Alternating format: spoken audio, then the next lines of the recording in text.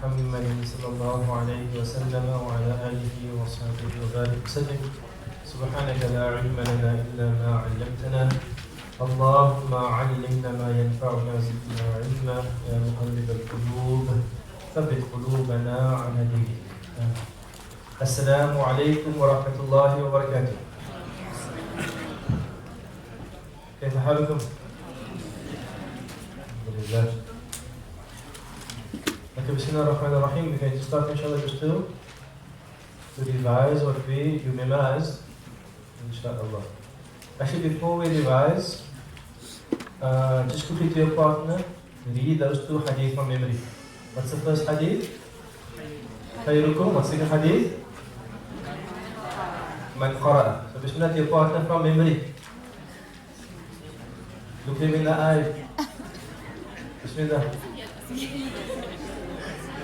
Bismillah, let's see who memorized.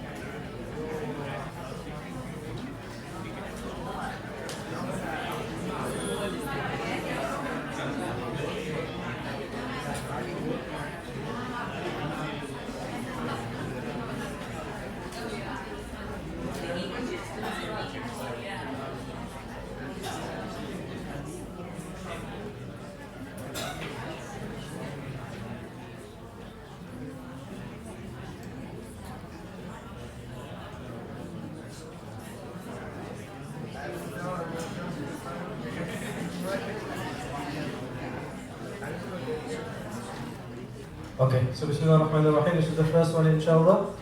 Khayrukum man ta'allama al-Qur'ana wa 'allama.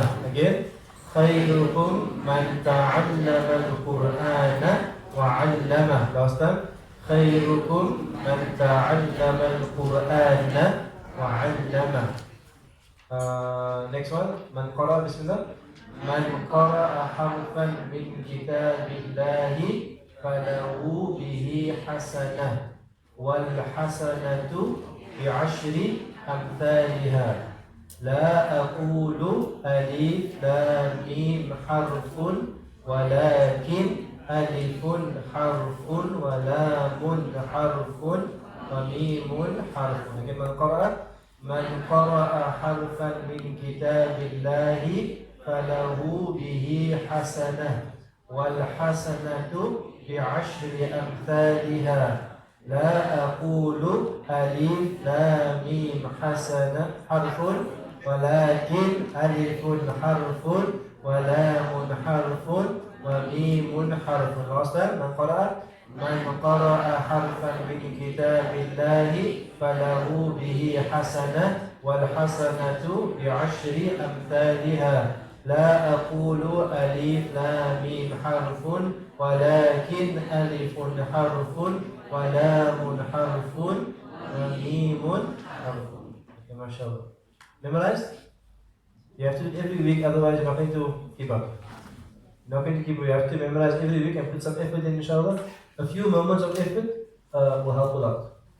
And also, one of the kind of in the research of memorization, it's better to do it more frequently instead of doing one long period. Meaning what? It's better to spend 10 minutes a day instead of 100 minutes every night.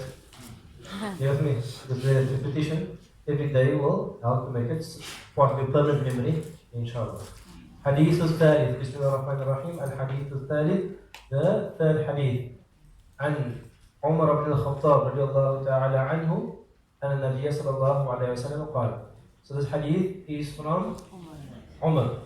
The hadith is from Umar radiallahu anhu. What we find actually, just a few things about ulum hadith between. What we find actually is that we don't find very many narrations related by Abu Bakr. And we don't even find that many from Umar or from Uthman. So now the question would be is that if Abu Bakr was a child, the Prophet was childhood friend, why does he have so few hadith? Would you have hadith from Abu Hurairah, lots of hadith, from Aisha, lots of hadith, Amr al-As, lots of hadith. Why from them some hadith and not from Abu Bakr and Umar and so on? Because it's one of the criticisms against hadith. So, listen. Yes. Yes. So two reasons why is that most of narration, do you think would take place before the Prophet died or after the Prophet died? After he died. Obviously, in his life there is narration, people are relating hadith, but now obviously the Prophet is dying, and a new generation is coming into Islam, and a new Islam is being spread, and now hadith is going to flourish. So most of the hadith is going to be narrated after the Prophet died. So number one, Abu Bakr dies 2.5 years later. So it's not a long period in which he lives after the Prophet and the next person to die is then Umar. You think longer, yes, 12.5 years, but he's the die after that. Whereas Aisha anhu and Ali anhu, they live for much longer. You with me? That's the first reason. The second reason is that some of the Sahaba were like full-time scholars. Like Abu Hurairah was a full-time, his job was basically teaching and learning. Like Ibn Abbas, his job is teaching and learning. Aisha anha, she was like a mufti. She'll come to with questions, her job is teaching and learning. Whereas Abu Bakr and Umar, they are leading a nation. They're busy with warfare, they're busy with tax and with administration. They're not full-time into teaching and learning. So that's one of some of the reasons why we find actually less than you expect from them. Yeah.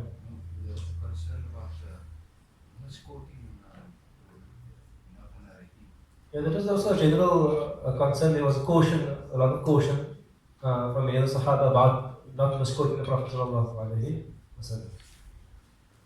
We don't even find other people didn't have caution. No. So Bismillah. So the hadith goes, Inna Allah yarfa'u bihadha al-kitabi aqwaman. So inna, really, indeed, certainly, undoubtedly, it's a harfu tawkid, it's to emphasize. An emphasis is used to remove doubt, to provide certainty. Allah wants to say, this is the right way. So inna, verily.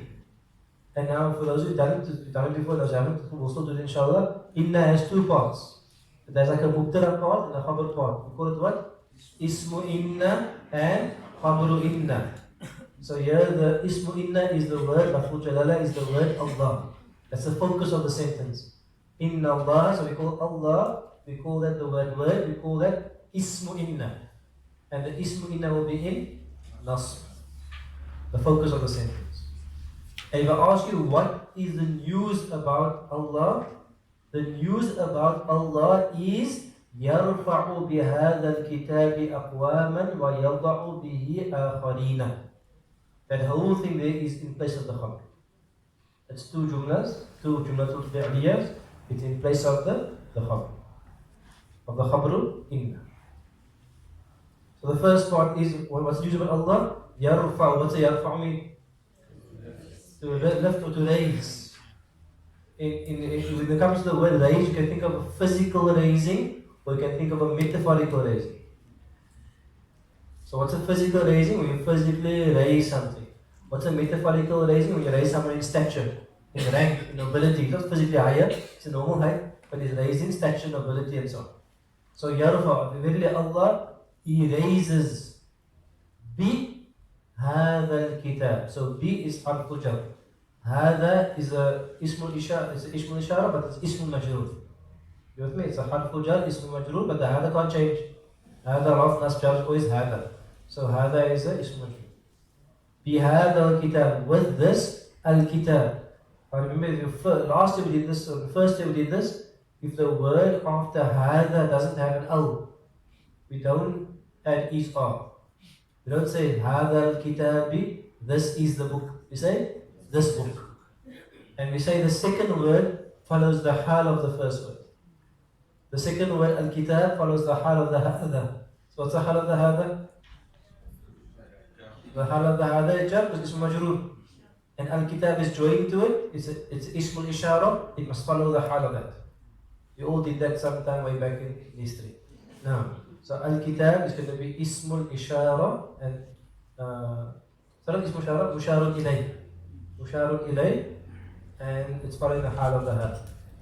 So bi hadha al-kitab means with this book, obviously referring to the Quran. Verily Allah raised with this book, who does Allah raise? Aqwaman. Who is aqwaman? A people or nations. The plural of qawm. Qawm is a people, aqwama, peoples, nations. So aqwaman is which how there? That's why maf'ulun bihi. Maf'ulun bihi. Inna Allah yarfa' bihadha al-kitabi aqwaman. Verily Allah raises with this book aqwaman, a people or nations. Wa yada'u. Wa and second jumatul fi'liya yada'u. Yada'u is the opposite of yarfa'u. Yada'u means to put something down. So this is me yarfa'u, this is me yada'u. You to set something down. And Allah puts down, Allah lowers. Bihi, with it. What does he go back to? Hadha kitab, with this book, what does Allah lower? Akharina. Akharina means what? Others. Others. Akhir in Arabic means last. Akhar means others. Akharina means other nations, other peoples. And akharina there is nasb. Maf'ulun bihi. Rawahu Muslimun. Comes in the riwayah of Muslims, and all Muslim hadith is considered to be sahih. Wa Ibn Majah, and also in Ibn Majah. Let's read the hadith together. Inna Allah yarfa'u bihadha al-kitabi aqwaman wa yada'u bihi akharina. This is the first 5 words. Inna Allah yarfa'u bihadha al-kitabi. Again. Inna Allah yarfa'u bihadha al-kitabi. Again. Inna Allah yarfa'u bihadha al-kitabi. From memory. Inna Allah yarfa'u bihadha al-kitabi. And next word. Aqwaman. Now. Inna Allah yarfa'u bihadha al-kitabi aqwaman. Again. Inna Allah yarfa'u bihadha al-kitabi aqwaman. From memory. Inna Allah yarfa'u bihadha al-kitabi aqwaman. Again. Inna Allah yarfa'u bihadha al-kitabi aqwaman. The second half. Wa yada'u bihi akharina. Wa akharin. Wa yada'u bihi akharin. Wa yada'u bihi akharin. Wa yada'u bihi akharin. From memory. Wa yada'u bihi akharin. So the whole one, read the whole one from page. Inna Allah yarfa'u bihadha al-kitabi aqwaman wa yada'u bihi akharin. Again. Inna Allah yarfa'u bihadha al-kitabi aqwaman wa yada'u bihi akharin. That from memory. Inna Allah yarfa'u bihadha al-kitabi aqwaman wa yada'u bihi akharin. How much is to memorize that, inshaAllah ta'ala. So a few things about this hadith I want to mention. First of all, when you look for explanation of the Quran, what do you call that? When you look for explanation of the Quran, let's call this tafsir. Look at a tafsir book. So book of tafsir you look for explanation of the Quran. So what do you call it? You look for explanation of a hadith. You don't call it tafsir. What do you look? Which book do you look in? You look in something called a sharh. A sharh. Plural of sharh is shuruh. Sharh means explanation. So when you talk about the Quran, you say the tafsir of this. We talk about hadith, we say the sharh hadith. You have me? Sharh. So for example, if I teach a hadith, I can find a book that has a sharh in it. So on all the, most of the books, even on this hadith book, there's a sharh written on this book. In other words, someone's written the explanation of what the hadith means. Because even the hadith can't make up your own meaning. You must check what the scholar said, and you must go read it, not just make up your own stuff. So you read it, make sharh. Sheen Ra Ha. Sharh. Number 2 is something sometimes.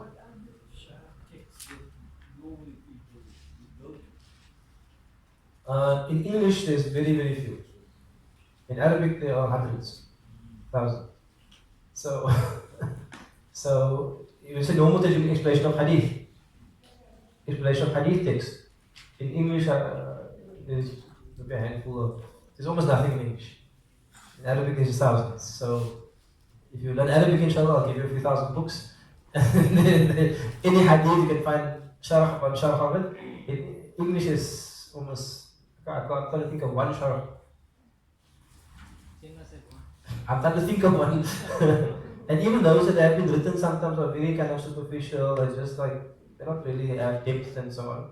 So very, very few sharh. I mean, even in tafsir, there's not that many English tafsirs. You can probably mention 10 or 15 or something of mine now in English. So in English, you can't really be considered a scholar of Islam if you don't know Arabic. Like,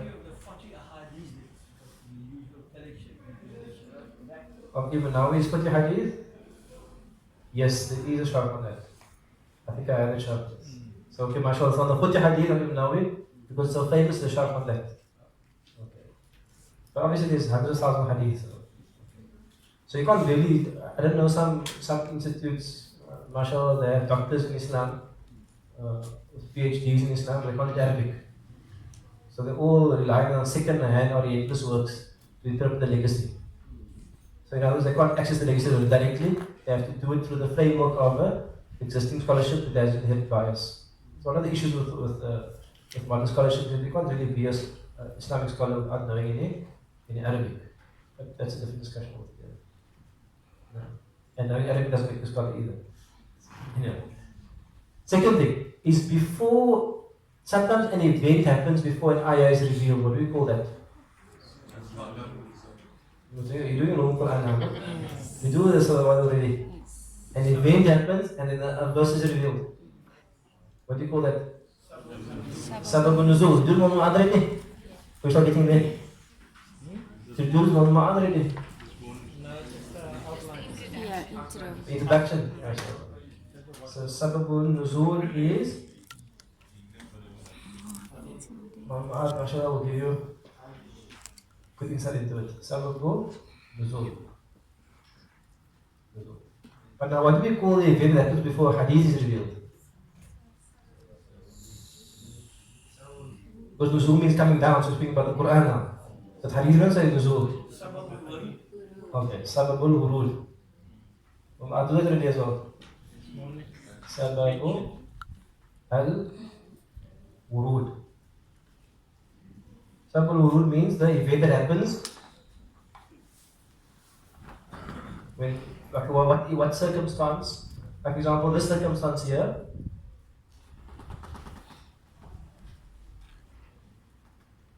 Umar radiallahu anhu, it's probably the time of his khilafah, he's the Khalifa. He meets a person by the name of Nafi' ibn Abdul Harith. He meets a person of the Nafi' ibn Abdul Harith, and he meets him in a place called Usfan. Now Nafi' ibn Abdul Harith is like in charge of Makkah, right? He's in charge of Makkah. Umar placed him in charge of Makkah. But now Umar is meeting him out of Makkah. So Umar tells Nafi', who did you put in charge of Makkah? Because you're not here, you're now here with me. Who did you put in charge of Makkah to look after the affairs? And then Nafi' says, I think it's Abzi or Abza. Ubza is a Harkat, I don't read his name. And then Umar asks, who is this person? And then Nafi' says that this person is a freed slave from our free slaves. So obviously, like in the social rank, this person should be a slave and now he's a freed slave, and genuine society is not a very high rank. So Umar asked, so you put a freed slave in charge of Makkah. So Nafi said, yes. Then he says, Nafi says, إِنَّهُ قَارِئٌ لِكِتَابِ اللَّهِ عَزَّ وَجَلَ. Verily, he is a qari, he's a reciter, a scholar of the book of Allah Azza wa Jal. وَإِنَّهُ عَالِمٌ بِالْفَرَائِدِ. And he is an alim, he is knowledgeable about the laws of inheritance. That means he is knowledgeable about Islamic law. Then Umar says, أَمَّا أَنْ إِنَّ نَبِيَّكُمْ. For verily your Prophet ﷺ said, إِنَّ اللَّهَ يَرْفَعُ بِهَذَا الْكِتَابِ أَقْوَامًا وَيَوْضَعُ بِهِ آخَرِينَ. In other words, Umar concurs with Nafi''s appointment. Because why do you put a free slave in charge? Because he is a scholar of the Book of Allah. I mean, Bakkas and other people in charge, the other great, people in social rank, but he puts this is the nature of real Islam. It's actually a meritocracy. You get a position based on merit because of your ilm deen. That's actually what originally Islam is actually about. This is in the hadith. This hadith Umar narrates, and therefore this hadith is narrated by Umar radiallahu ta'ala anhu. So many things you can say about this hadith. Maybe one or two things we can just mention is that one of the questions, obviously the meaning of the hadith is quite clear, that if a nation, a people are connected to the Quran, which means they read the Quran, they understand the Quran, they live by its guidance, Allah will raise that people. May Allah make us of those people. Amen. May Allah make us of those that people who actually are going to do that. And if a nation of people are going to neglect the Quran, are not going to live according to His guidance, Allah will, and the fa'il, the dua here refers to Allah. Yarfa'u, the fa'il is the huwa inside referring to Allah. Yada'u, the fa'il is the huwa inside referring to Allah. He Himself will lower that people. Okay. But I want to question something about the way we think about society. It's a very long discussion, but just to put some thoughts into your mind for now. The question is, how do we judge whether a society has been elevated, or how do we judge whether a society has been lowered?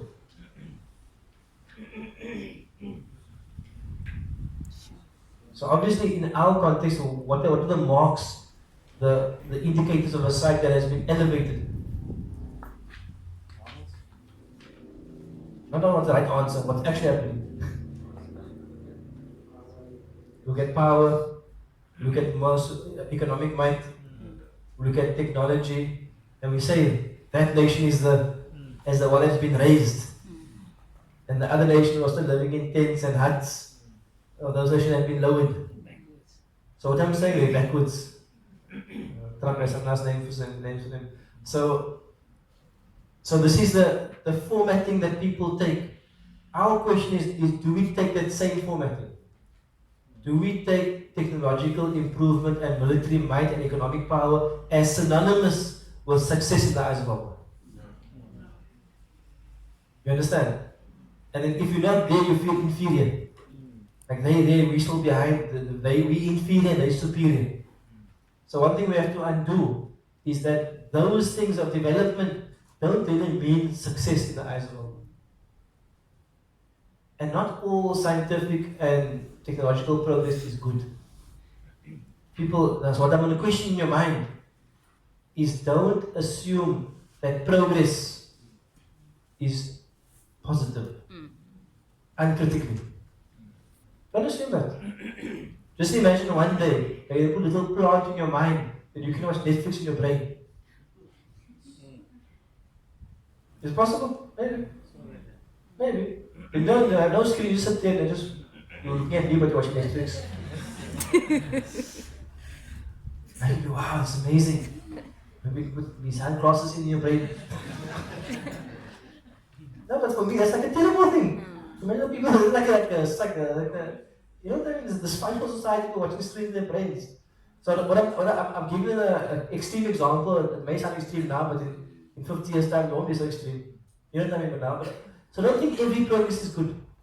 Every progress is good. What the markers of a successful society is what? Is that which Allah has placed as the markers. A society that believes in Allah. A society that has ethics, that has justice, that has fairness, that has morals, that is giving, that helps others. This is what the markers of a successful society. No matter whether they live in mansions or they live in little huts. Because that is what actually, the success actually is. So, you can have both as well. You can have both as well. So what I'm saying is don't put the marker, the means of success in the wrong space. Don't put the means of success in the wrong space. You can have both, but sometimes economic might is built off oppression. If you look carefully, economic might is built off colonialism and exploitation and oppression. So it's not like mashallah, we just geniuses. Now we conquer countries and